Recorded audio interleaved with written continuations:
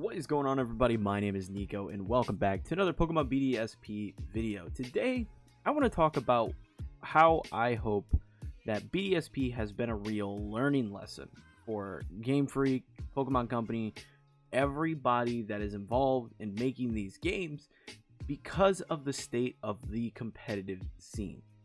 So if this is your first time here on the channel, make sure you are subscribed for more Pokemon content like this in the future. Let's get into it. So I got into competitive Pokemon in Pokemon Sword and Shield, which was a fantastic game for competitive battling simply because of the quality of life improvements that they added. They had tons of things like the mints that would change natures, they had the ability capsules, they had bottle caps, a bunch of things that could just correct any error in a Pokemon so you could have a competitively viable Pokemon without having to grind incredibly hard.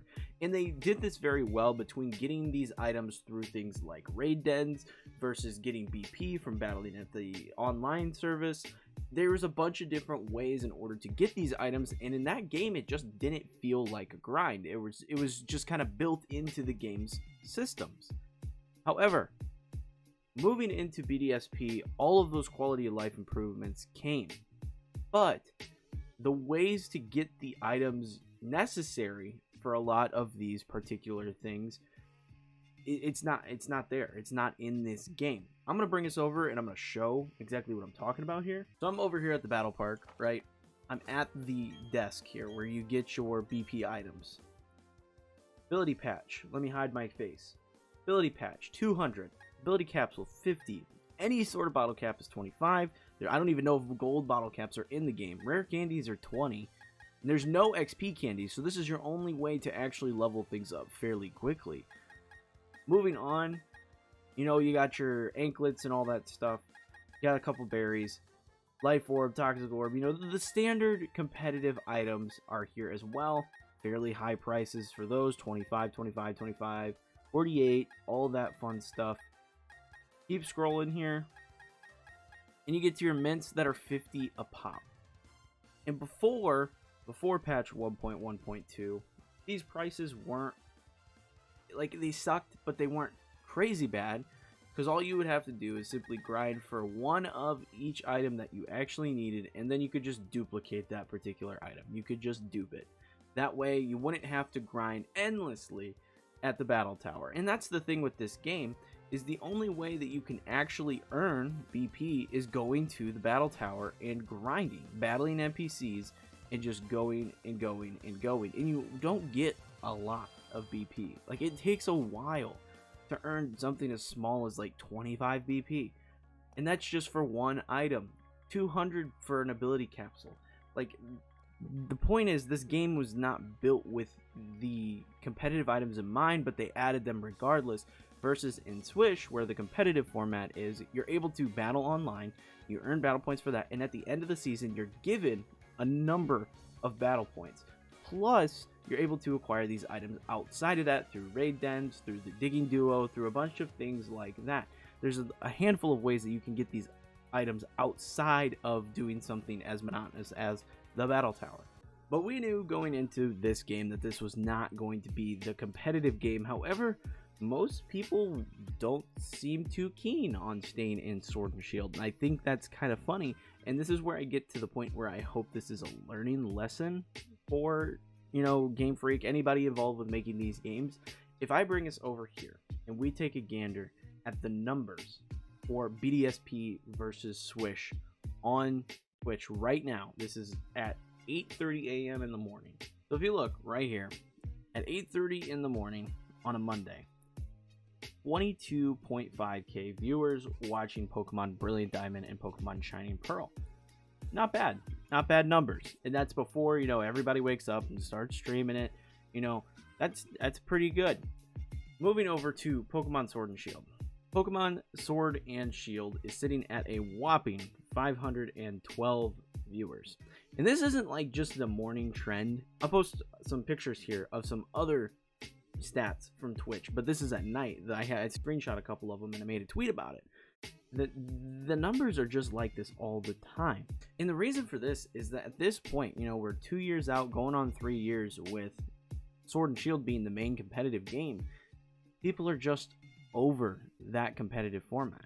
People are just over it simply because they did a good job for a long time. They did, we had the seasons going where every season we had different rule sets and that would change how the game is played. And, they did a good job because you had the first year and then slowly you got the trickle of different rule sets and different Gigantamax Pokemon being added and things of that nature. And then we got, the Isle of Armor, and that added a whole new assortment of Pokemon that we were able to use competitively.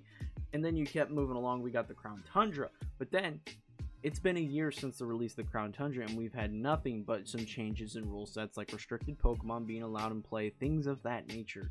So there's nothing that's been super crazy that has changed the format. We're stuck using the same Pokemon that have been in the game for a year, and now we have BDSP, which bring a whole assortment of Pokemon with them that weren't available in Sword and Shield, and people want something fresh. And if you look at competitive players on YouTube, that is where they're battling now. They're not battling in SwSh anymore. They're battling over in BDSP, whether it be, doubles OU or be VGC style battles in BDSP. They've made link codes. They have dedicated rooms that are doing this because this is more important to them. They would rather play the game with the Pokemon that were previously unavailable and be able to build new team comps and make fresh content and use the newest game and everything like that. Now, I'm not saying that SwSh won't have a resurgence here in the future. It just highly depends on what happens when Pokemon Home Support comes out for BDSP, as well as Legends Arceus. That is the key factor in all of this. If we get home support that allows us to transfer Pokemon into SwSh from BDSP and Legends Arceus, that could really change things up. However, if that is not a feature, if all we can do with home support is move the Pokemon from BDSP and Legends Arceus into home, so they're in our home Pokedex, then I think SwSh will remain dead. And I really, just looking at the numbers right now, people don't care about a previous Pokemon game.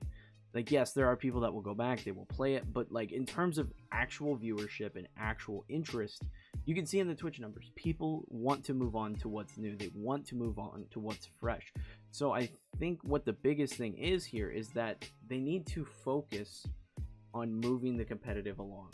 They need to move it on, especially if they're going to limit the Pokedex like they have been doing, because that limits the amount of Pokemon that we can use competitively. So when they move games, we get a whole new slew of Pokemon to use. We're going to want to use the new toys and not play with the old toys that we've had for a while. That's just how every human works. We want the new freshness, so bring that stuff over, especially with how bad getting a lot of these items is in BDSP. Bring that competitive scene over and make this stuff easier to obtain through getting battle points through that. Because at this point, people are going to keep playing BDSP, and we know Pokemon is very much against genning and all that stuff.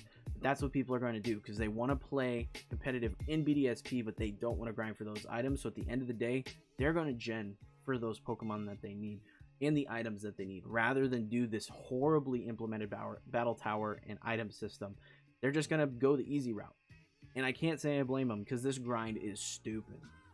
So that's my talk on this, and I really hope that Gen 9 is next year. We get a whole new competitive format and all that fun stuff, and that's just where the game goes, because I think that if home support doesn't allow us to transfer the BDSP Pokemon into SwSh, then we're really going to have a burnout of competitive, especially for the content creator standpoint. We're going to have this game for a year. This has a limited Pokedex.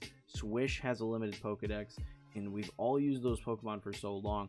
Not having a significant change in the format is really going to burn some people out. So hopefully Gen 9 is next year. I have a feeling Gen 9 will be next year, simply because they don't really have anything else scheduled after Legends Arceus, and Pokemon Day is after Legends Arceus, so they gotta have something to announce. But that is going to be it for this one. If you found it entertaining and helpful, leave a like, smash that subscribe button for more videos like this in the future. Leave a comment below on your thoughts on the whole competitive situation. I'm very curious what everyone has to say.